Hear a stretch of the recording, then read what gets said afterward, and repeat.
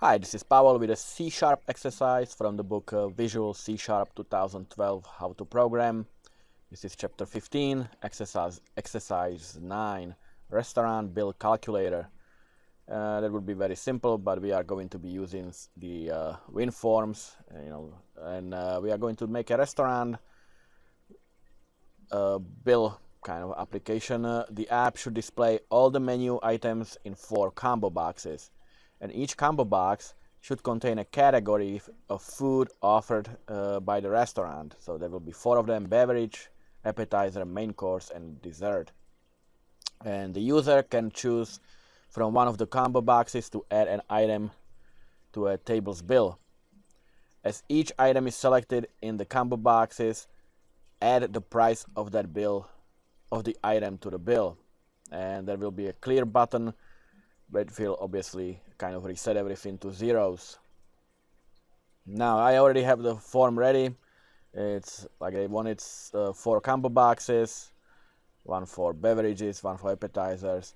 There's a list box where all the output, the bill will be output, and a clear button where, when clicked, the everything will be reset. Now to calculate the total, after we select all the items from the menu, normally you would have a button there that would say calculate total, and it would add total at the bottom of the bill in the list box. Now I'm going to do it a little differently. I'm going to do it so when the user selects an item from any of the drop boxes, the list output will automatically refreshes, and the total will update automatically without clicking any additional button. This is not necessarily what I need for this exercise, but to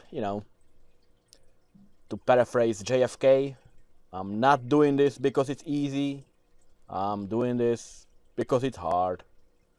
And in fact, it's actually not hard at all. And you'll see. So anyway, I have the form. This is what it is. I already populated the menus. You can see the like soda, $1.95, coffee, $1.25, and so forth. The main course has a bunch of items with prices, and there's mushrooms cups, for example, as an appetizer, buffalo fingers with prices, and it's the same for the dessert. And I noticed one thing. I have the lobster pie. I have the price first, and then the menu item. So I'm going to actually fix that right now before I forget. So if I go to my edit items over here, I will simply move that to the end, like the rest of the items. Okay, so that's our form, and we can start coding. Now I'm going to use maybe a little something that you may not necessarily need for this exercise, but as a practice, I'm going to use a structure, and it's going to be a public struct, not string, struct, and I'll call it orders. And this one will simply have the item and the price for each order. So it will have a public string item and public string, a public double, because it's a currency, it's going to be a price. Because every order will have an item, which would be the name of the meal, and a price, which would be the price of that meal. So we can use it as a construct, as a structure. Okay, so next, what I can do right away is a constant. It's gonna be a double, and it's gonna be for the tax, and I'll assume it's 6%. So this is the 6% tax. Now I will create the struct variable, so it's going to be order. It's gonna be orders, and I'll call it order. And just like if we would create any object, that's the same thing for the struct. In fact, it's acts very similar. You will be getting the name of each of the variables simply by the dot notation. It would be a variable dot price or variable dot item. If you're not familiar with struct, you'll see it in action in just a minute. So I will need, since I'm going to be updating the total and the subtotal with each selection without clicking any additional button, I need to hold them in a static variable. So it's gonna be a static double subtotal, which will basically is the total order before taxes, and it's gonna be a static double total, which will include the taxes. Now I will also again need to update the taxes for like a subtotal taxes, so to speak, before the order is finalized. So I'll simply create static double total taxes. All right, I think that might be all for the variables. These are all available throughout the whole class, so that's why I declared them up here. Now we can start doing the functions. So the first thing we need to do, if you come over here, you'll see that each item is a combination of the item. That's why we have the structure item and the price, and they're separated by the $sign. Go away, cat. Sorry about the meowing. Anyway, so we need to split this. We need to figure out which portion of this string, because this is a string, is an item and which portion is the actual price. So we will be using a split function. Now to get the values, I will create a private and void get values, and it will accept the string of the order, so the customer order. In other words, if it will accept, for example, soda space $1.95. That's gonna be the whole string, and now we will split it and figure out which one is price and which one is the item itself. And now we will be using the our order, not an object because it's a struct, but it acts very similarly. It's simply order.item, just like you would have an object, and it will equal to the customer order that is supplied over here to our function, and we will split it, and we are going to split it at the $sign, because now when we split it at the $sign, the portion to the left is the name of the item, and the portion to the right from the $sign is the price itself.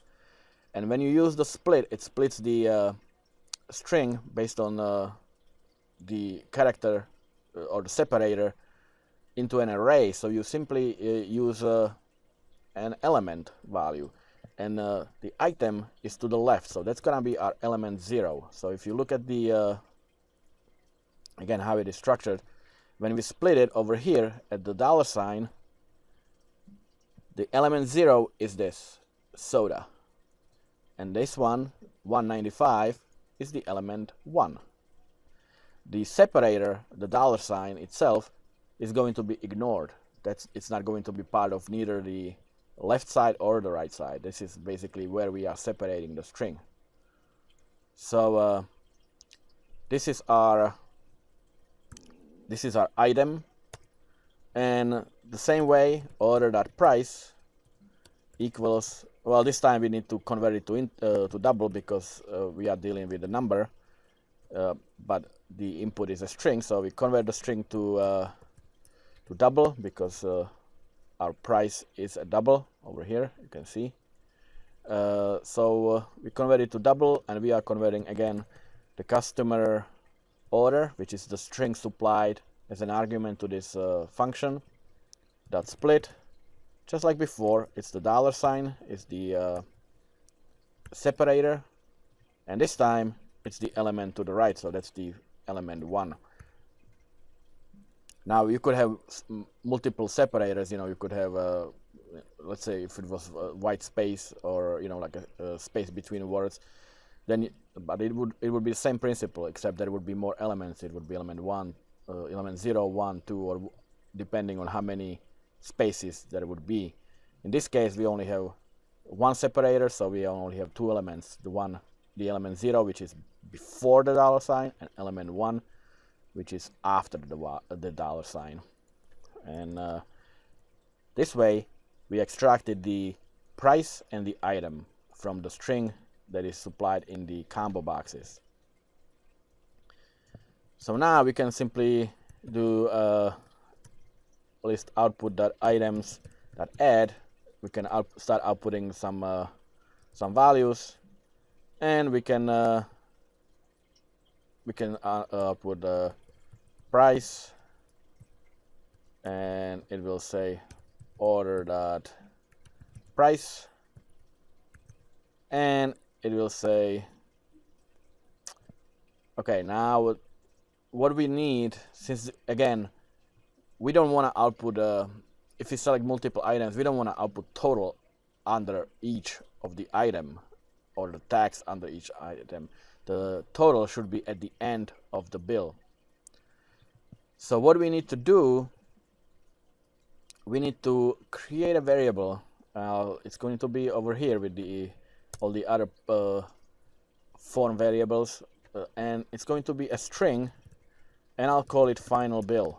And this bill will basically be constructed by adding all the orders to it. We will be concatenating the final bill string with each order we add. So I will do the header. It's going to be final bill, and after that we will simply we can start on the new line, I guess. After that, we will be adding all these items, the item and the price. So over here we will do our final bill, and we will add to it an ordered item. So it's going to be a string. So again, we have a final bill, new line, and now we will add ordered item, and we will add the order.item. That's the item that we ordered. And on a new line, we will add price, and we can add like a formatted string, you know, as a currency. So we will add the order.price dot to string, and what we do, since it's a currency, I want C for currency and 2 decimal places. All right, and we can add another new line. So next line will start on a new line.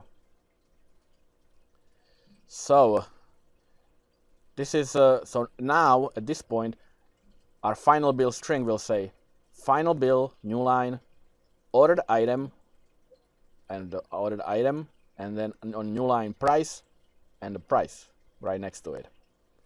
So this way we don't have to have the total there and the subtotal after each item we ordered. So now we can create another function. It's going to be a void, and I will call it update bill, because this one will calculate the updated subtotals and totals. Remember, they're static, so in other words, we will be just adding to them, just like we are adding to our string. We will be adding to our numbers. So our subtotal equals the order.price. So whatever is already in the subtotal, we will add the current price of the item that we just added. So I can actually start over here and start it with 0. All of these, like to initialize them with 0. I don't think it's necessary, but now the same with the total. But the total will equal the order or the price of the item that we just ordered plus the tax. All right, so and to calculate the tax, simply order.price times tax. The tax is 0.06, so it will calculate, let's say if the order was $100 for the item, it would return 6, so we would add the 100 for the item plus 6 for the tax and add that to our total. And the same with the total taxes. The total taxes equal just this portion basically. We are adding only the tax to our total taxes, obviously. And at the end, we will simply declare, print out whatever the value is held in the total taxes and in the total and in the subtotal variables. Now, in order to update the bill, instead of, we need to clear the list box. If we don't, then if I select the beverage, it outputs it here. If I select something else, it will output it here again, but it will output the message that we are creating as well. In other words, it will kind of we only want to print out each order, the item and price under each other, and at the end we want to print out our subtotals, totals, and taxes. So I'm going to clear the list box, items.clear, and now I'm going to add the subtotal to it. But before we do that, we need to output the actual final bill that is being constructed with each order selection. So our list output dot items.add, and we will do not add, yeah, that's add, never mind. I don't know what I was thinking. Final bill dot split, no, what am I doing? Just final bill. Okay, so that will add the totals. They should be on each already formatted. And now, it will add the items and the prices already formatted. And now we will add the totals on the bottom of the bill after every item and price is being listed. So our items.add, and it's going to say subtotal, and it will be subtotal to string, just like it was before. It's a currency with 2 decimal places. And we'll do the same with the tax and the total. So output dot items dot add tax, and it's going to be the total taxes that we calculated to string, so we can format it to currency. And finally we'll do the total, so our output and items dot add total, and just like before we'll do the total dot to string and currency. Okay, so now we have the functions, but we don't have them linked to our drop downs. If I select the drop down menu right now, nothing will happen.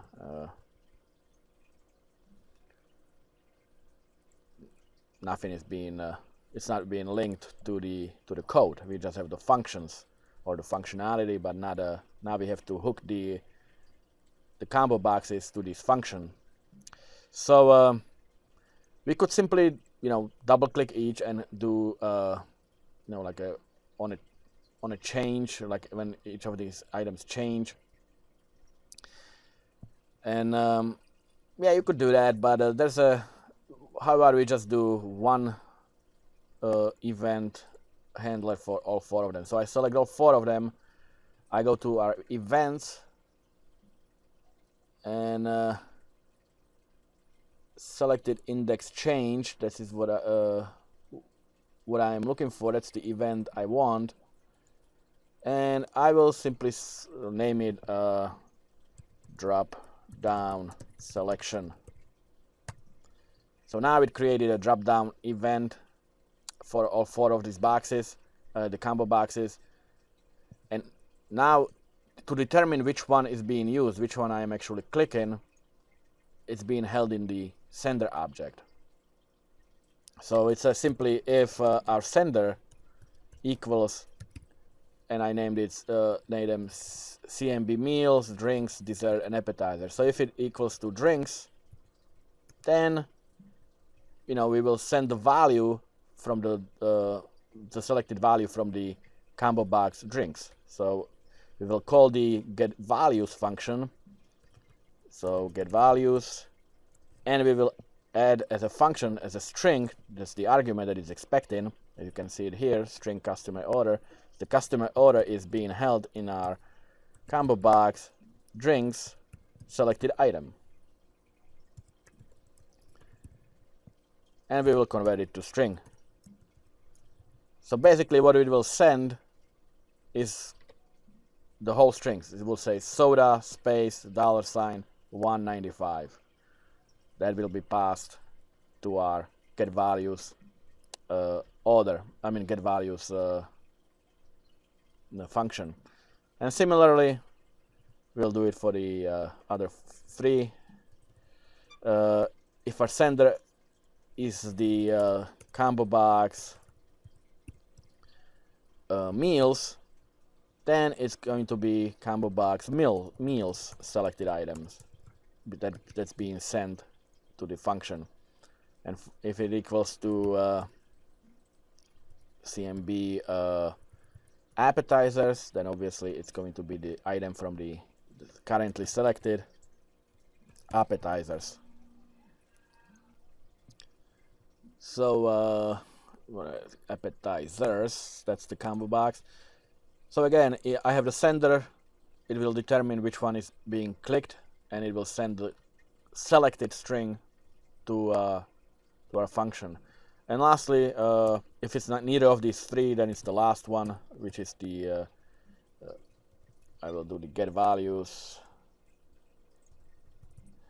and it's going to be, I forgot what it's called, so CMB, I'm sorry. I think it was dessert, yeah, desserts. Selected item. Okay, so let's test that and see what we get. So if I select this and nothing happens, in fact it freezes on me, so clearly set to an instant of an object. Okay. So let me see what I have. Oh, you know what? These are not if statement, these are else if statement. Only one of them can be selected. This way, basically what it was doing, it checked this one and it was correct, and it did it, then it came back and checked the other one, and the other one was not selected. But so it went to our else and executed that, or tried, but it couldn't because there was nothing selected. Like I said, only one of them can be selected, so we use the else if. Okay, so let's try again. And so if I select, well, I get the price, but that's all. I don't get this the total or anything.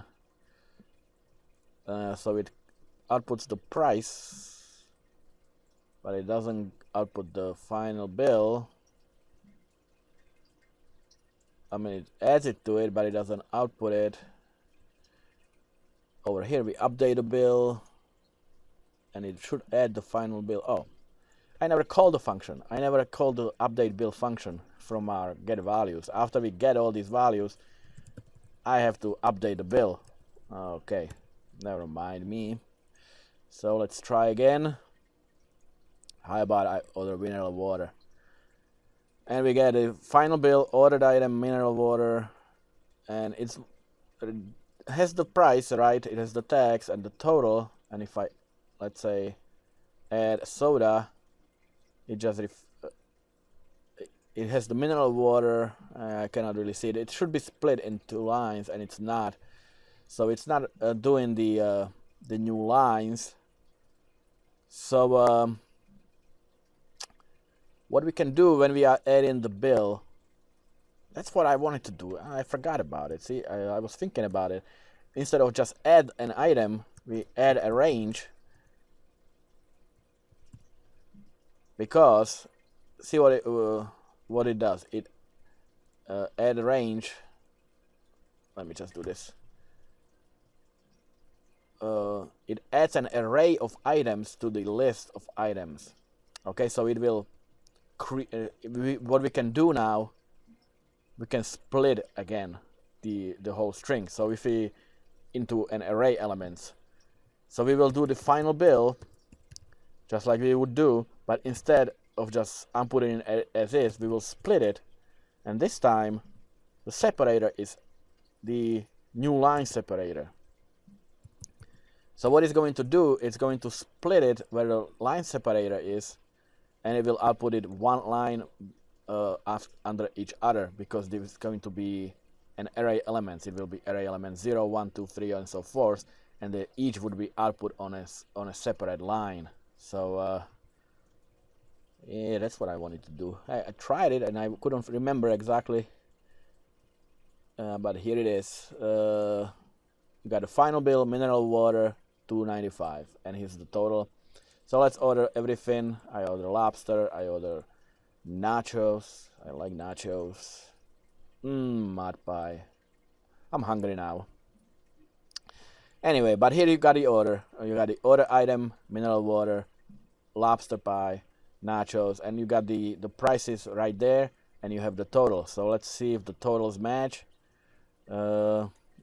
So we got $2.95 plus another $2.95 plus $8.95 plus $4.95, and that's the subtotal, which is $19.80. Now the tax is 6%, so we will multiply it by 6. So it's $1.19 is the tax, and when we add it to the subtotal, we get $20.99. So that is actually correct.